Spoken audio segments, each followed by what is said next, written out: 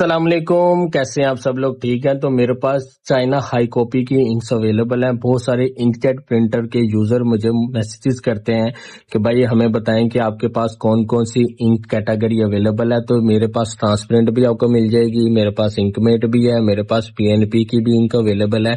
ये सारी China compatible best quality की इंक्स अवेलेबल है।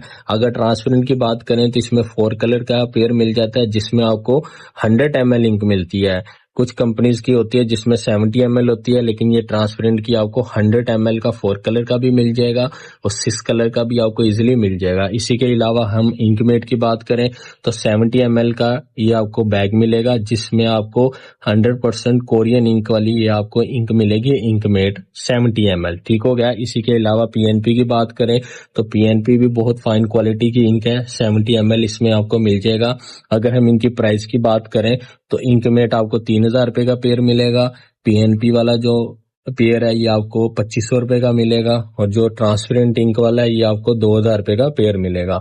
तो बेस्ट चाइना की हाई कॉपीज इंक है, कंपेटिबल इंक है। आप इनको एप्सन, कैनन, ब्रदर वगैरह में इजीली यूज कर सकते हैं। किसी भी किस्म की डिटेल लेनी है तो वीडियो के डिस्क्रिप्शन में मेरा व्हाट्सएप नंबर है, मेरे व्हाट्सएप पे बात कर सकते हैं।